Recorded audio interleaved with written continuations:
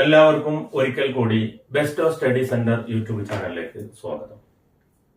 ഇന്ന് നാം ചർച്ച ചെയ്യാൻ ഉദ്ദേശിക്കുന്നത് +2 തുല്യതാ കോഴ്സിന്റെ മൈക്രോ എക്കണോമിക്സിലെ രണ്ടാമത്തെ അധ്യായമായ ഉപഭോക്തൃ പെരുമാറ്റ സിദ്ധാന്തത്തിന്റെ 4ാമത്തെ പാർട്ട് വീഡിയോയാണ്. കഴിഞ്ഞ വീഡിയോകളിൽ നാം ഉപഭോഗ bundle, budget line, budget set, budget ലൈനിലെ മാറ്റങ്ങൾ, ഇങ്ങനെ ഒരുപാട് കാര്യങ്ങളായിരുന്നു നമ്മൾ പറഞ്ഞിരുന്നത്. ഇന്ന് നമുക്ക് ഇനി പഠിക്കാനുള്ളത് ഒരു ഉപഭോക്താവിന്റെ ഡിമാൻഡ് അഥവാ ചോദന നിയമം, ചോദനത്തെ നിർണയിക്കുന്ന ഘടകങ്ങൾ, ഈ കാര്യങ്ങളൊക്കെയാണ് നമുക്ക് ഇന്ന് പറയാനുള്ളത്. അതോടൊപ്പം തന്നെ കഴിഞ്ഞ ക്ലാസ്സിൽ നമ്മൾ ഇൻഡിഫറൻസ് കർവ്, അതുപോലെ ഒരു ഉപഭോക്താവിന്റെ സന്തുലിതാവസ്ഥ, ഈ കാര്യങ്ങളൊക്കെ നമ്മൾ ചർച്ച ചെയ്തിരുന്നു. അതൊക്കെ പഠിച്ച ശേഷം മാത്രം ഈ വീഡിയോ കാണാൻ ശ്രമിക്കുക. ഓക്കെ, നമുക്ക് എന്താണ് ഡിമാൻഡ് എന്നതിലേക്ക് കടക്കാം.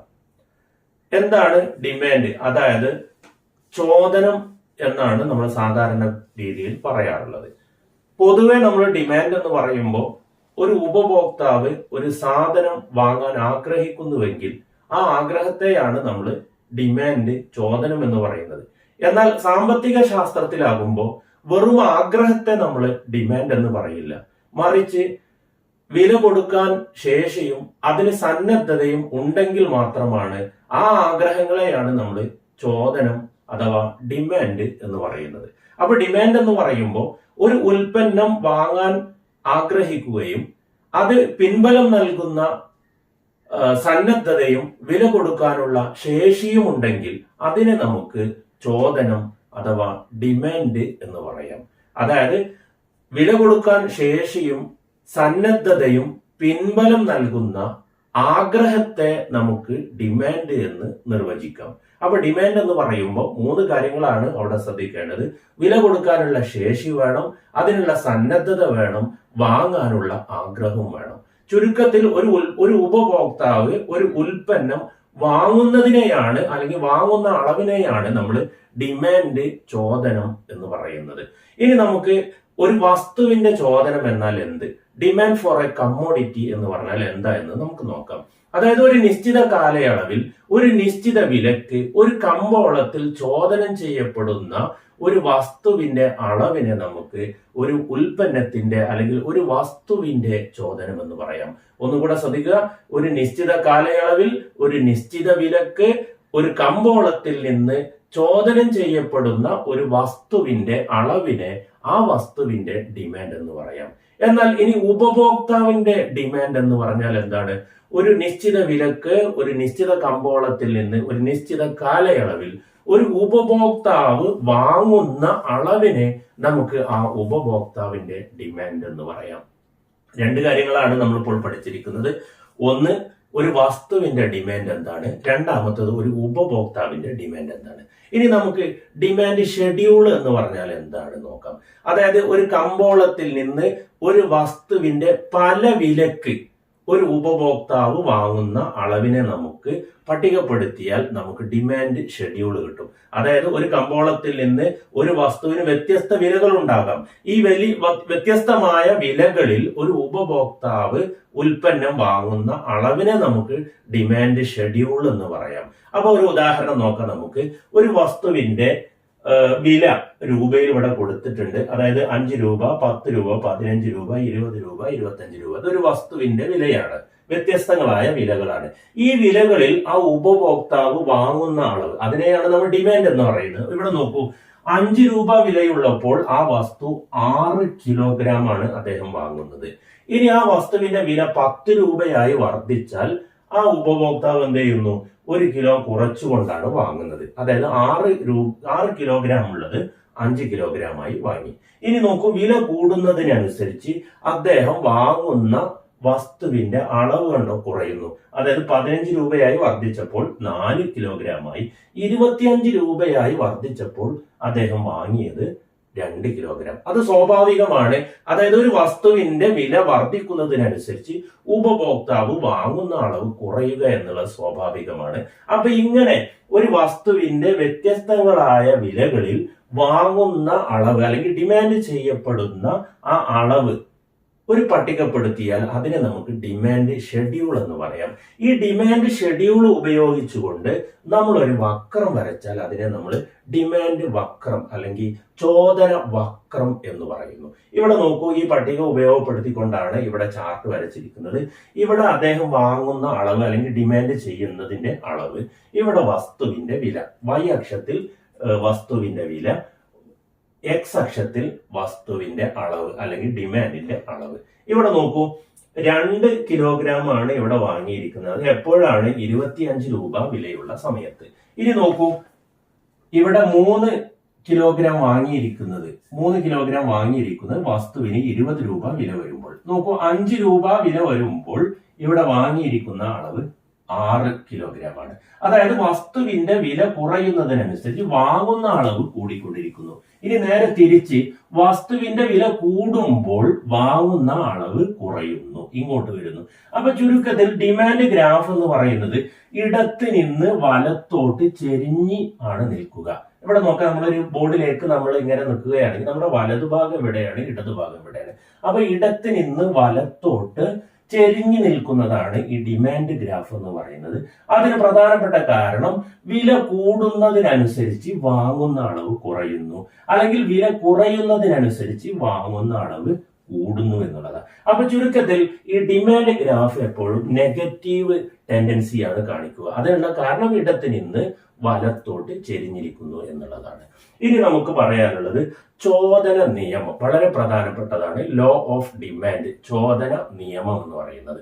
ചോദന നിയമം എന്ന് പറയുന്നത് മറ്റു ഘടകങ്ങളിൽ മാറ്റമില്ലാതെ ഒരു വസ്തുവിന്റെ വില വർദ്ധിക്കുമ്പോൾ ആ വസ്തുവിന്റെ ചോദനം കുറയുന്നു.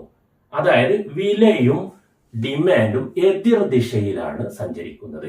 അതായത് വില കൂടുമ്പോൾ ചോദനം കുറയുന്നു, വില കുറയുമ്പോൾ ചോദനം കൂടുന്നു. ചുരുക്കി പറഞ്ഞാൽ വാങ്ങുന്ന അളവ് കൂടുന്നു കുറയുന്നു എന്നുള്ളതാണ്. അപ്പോൾ മറ്റ് ഘടകങ്ങളിൽ മാറ്റമില്ലാതെ, അപ്പൊ ഈ മറ്റു ഘടകങ്ങൾ എന്ന് പറയുമ്പോൾ നമുക്ക് ചോദനത്തെ നിർണ്ണയിക്കുന്ന ഘടകങ്ങൾ പഠിക്കാനുണ്ട്. 4 ഘടകങ്ങളാണ് പ്രധാനമായിട്ടുള്ളത്.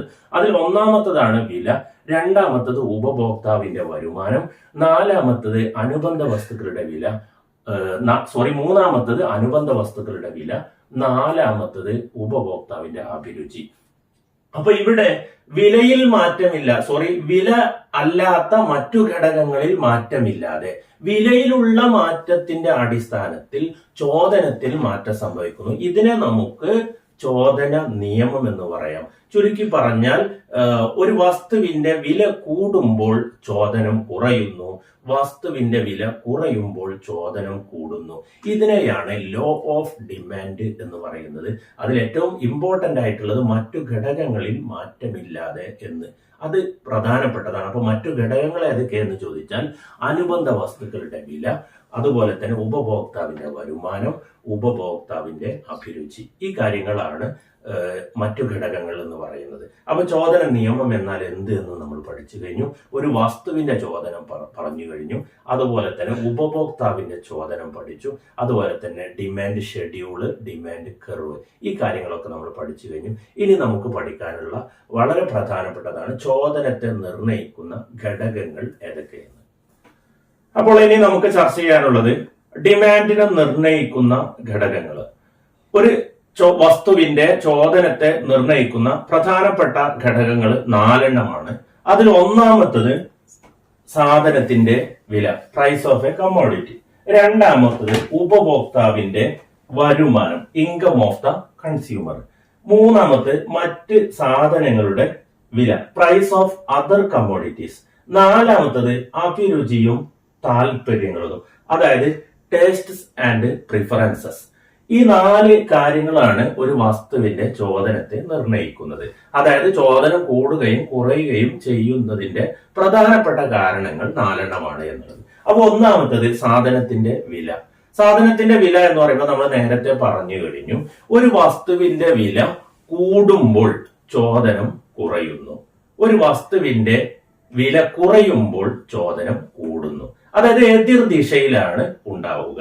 അതായത് നമുക്കറിയാം, ഒരു സാധനത്തിന്റെ വില കുറഞ്ഞു കഴിഞ്ഞാൽ സ്വാഭാവികമാണ് നമ്മൾ സാധനം കൂടുതൽ വാങ്ങും. ഉദാഹരണം ഒരു തക്കാളി ആണെങ്കിൽ തക്കാളിക്ക് നമ്മൾ വില കൂടുമ്പോൾ സ്വാഭാവികമായിട്ടും നമ്മൾ വാങ്ങുന്ന അളവ് കുറയുന്നു. ഇനി തക്കാളിയുടെ വില കുറഞ്ഞാലോ നമ്മൾ യഥേഷ്ടം വാങ്ങിക്കൂട്ടുകയും ചെയ്യും. ഇതുപോലെയാണ് ഏതൊരു വസ്തുവിന്റെയും വില എന്നുള്ളത് ആ വസ്തുവിന്റെ ചോദനത്തെ നിർണയിക്കുന്നു. അതായത് വില കൂടുമ്പോൾ കുറയുന്നു, വില കുറയുമ്പോൾ കൂടുന്നു. ഇത് എന്താണ് അതിന്റെ തത്വം? നമ്മൾ ലോ ഓഫ് ഡിമാൻഡിൽ അത് പറഞ്ഞു കഴിഞ്ഞു.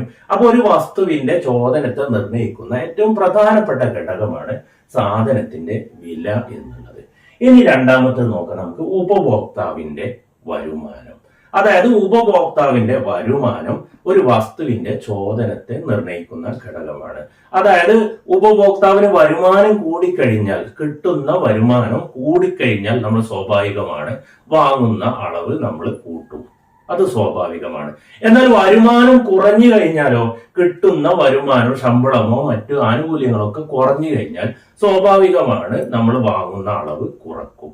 അതായത് വരുമാനവും വസ്തുവിന്റെ ഡിമാൻഡും ഒരേ ദിശയിലാണ്. വരുമാനം കൂടുമ്പോൾ വാങ്ങുന്ന അളവ് കൂടും, വരുമാനം കുറയുമ്പോൾ വാങ്ങുന്ന അളവ് കുറയും. അത് സ്വാഭാവികമാണ്.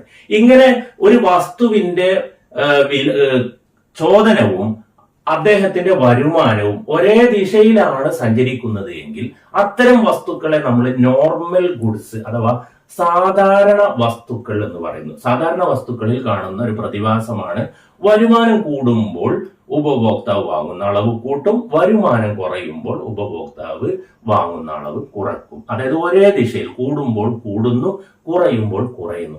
ഇത്തരം വസ്തുക്കളെ നമ്മൾ നോർമൽ ഗുഡ്സ് അതായത് സാധാരണ സാധനങ്ങൾ എന്നാണ് പറയാം. എന്നാൽ ചില വസ്തുക്കൾ ഉണ്ടാവും നേരെ തിരിച്ചായിരിക്കും. അതായത് വരുമാനം കൂടുമ്പോൾ വാങ്ങുന്ന അളവ് കുറക്കും. അതായത് സ്റ്റാൻഡേർഡ് ഒക്കെ കൂടിക്കഴിഞ്ഞാൽ എന്ത് ചെയ്യും? കുറഞ്ഞ സാധനങ്ങളൊന്നും ചിലതൊന്നും നമ്മൾ വാങ്ങൂല. അത്തരം വസ്തുക്കളെ നമ്മൾ താണതരം സാധനങ്ങൾ അല്ലെങ്കിൽ തരം താണ സാധനങ്ങൾ, ഇൻഫീരിയർ ഗുഡ്സ് എന്നാണ് പറയാറുള്ളത്. അതായത് വരുമാനം കൂടിക്കഴിഞ്ഞാൽ അദ്ദേഹം വാങ്ങാത്ത കുറച്ച് സാധനങ്ങൾ ഉണ്ടാവും. അത്തരം സാധനങ്ങളെ നമ്മൾ തരം താണ സാധനങ്ങൾ അഥവാ ഇൻഫീരിയർ ഗുഡ്സ് എന്നാണ് പറയാ. അപ്പൊ നമ്മൾ എക്കണോമിക്സ് പറയുമ്പോൾ അതായത് വരുമാനവും വസ്തുവിന്റെ വാങ്ങുന്ന അളവും എതിർദിശയിലാണെങ്കിൽ അതിനെ നമ്മൾ ഇൻഫീരിയർ ഗുഡ്സ് എന്ന് പറയും. അപ്പൊ ചുരുക്കി പറഞ്ഞാൽ ഒരാളുടെ വരുമാനം കൂടിക്കഴിഞ്ഞാൽ അയാൾ വാങ്ങുന്ന അളവ് കുറക്കും. ഇനി വരുമാനം കുറഞ്ഞാലോ അയാൾ വാങ്ങുന്ന അളവ് കൂടും ചെയ്യും. ഉദാഹരണത്തിന് നമ്മൾ സാധാരണ പറയാനുള്ള മത്തിയൊക്കെ ആണെങ്കിൽ അദ്ദേഹം വരുമാനം കൂടിക്കഴിഞ്ഞാൽ മത്തിയൊക്കെ ഒഴിവാക്കി നല്ല മുന്തിയ മത്സ്യങ്ങൾ വാങ്ങാൻ ശ്രമിക്കും. എന്നാൽ വരുമാനം കുറഞ്ഞു കഴിഞ്ഞാലോ അദ്ദേഹം ആ ലഭ്യമാകുന്ന ആ മത്തിയിലേക്ക് അല്ലെങ്കിൽ ചാളയിലേക്ക് തന്നെ നമ്മൾ മാറും. ഇതാണ് അപ്പോൾ തരംതാണ സാധനങ്ങൾക്ക് ഉദാഹരണം എന്ന് പറയുന്നത്. ഇനി നോക്കൂ മൂന്നാമത്തത് മറ്റു സാധനങ്ങളുടെ വില. അതായത് അനുബന്ധ വസ്തുക്കളുടെ വില ഒരു വസ്തുവിന്റെ ചോദനത്തെ ബാധിക്കും.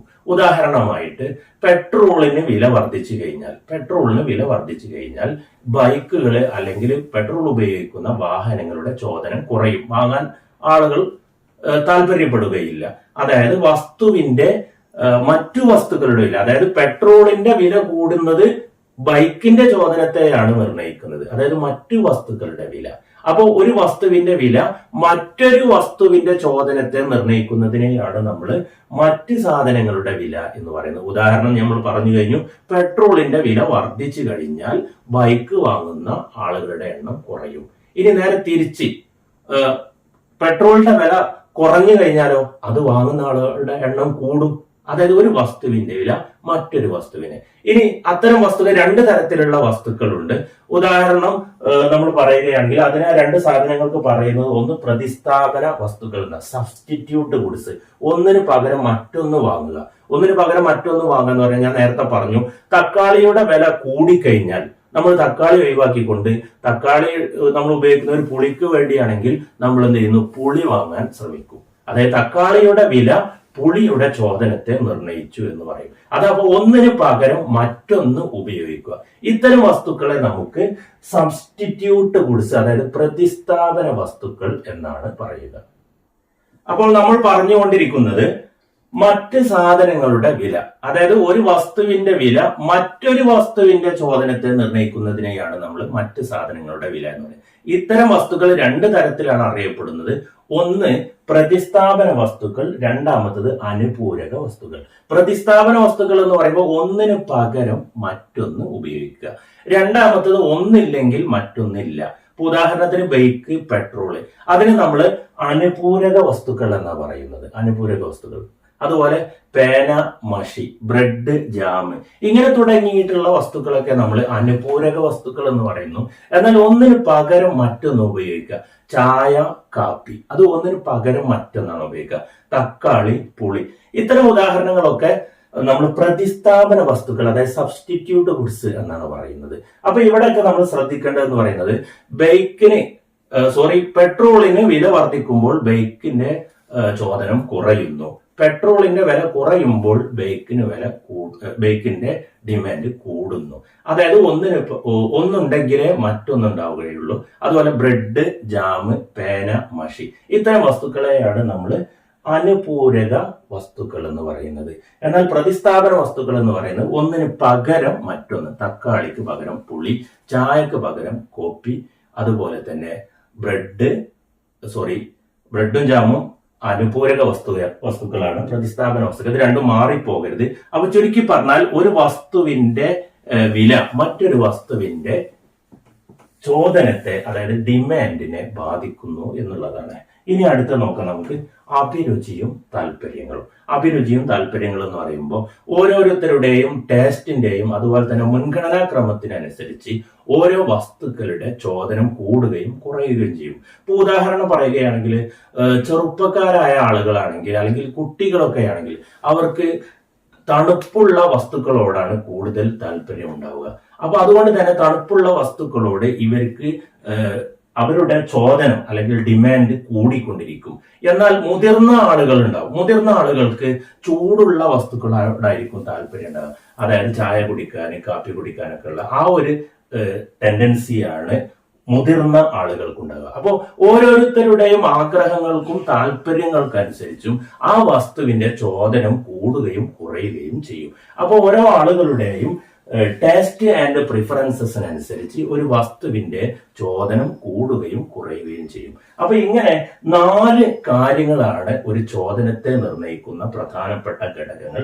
അതിൽ ശ്രദ്ധിക്കേണ്ടത് ഉപഭോക്താവിന്റെ വരുമാനവുമായി ബന്ധപ്പെട്ട് പറയുമ്പോൾ അവിടെ തരം താണ സാധനങ്ങൾ, അതുപോലെ തന്നെ സാധാരണ വസ്തുക്കൾ, നോർമൽ ഗുഡ്സ്, അതുപോലെ ഇൻഫീരിയർ ഗുഡ്സ്, അതുപോലെ തന്നെ മറ്റ് സാധനങ്ങളുടെ വില എന്ന് പറയുമ്പോൾ അവിടെ 2 തരത്തിലുള്ള വസ്തുക്കളാണുള്ളത്. ഒന്ന് പ്രതിസ്ഥാപന വസ്തുക്കൾ, രണ്ടാമത്തത് അനുപൂരക വസ്തുക്കൾ. അതായത് ഒന്നിന് പകരം മറ്റൊന്ന് ഉപയോഗിക്കുന്നതിനെയാണ് നമ്മൾ പ്രതിസ്ഥാപന വസ്തുക്കൾ എന്ന് പറയുന്നത്.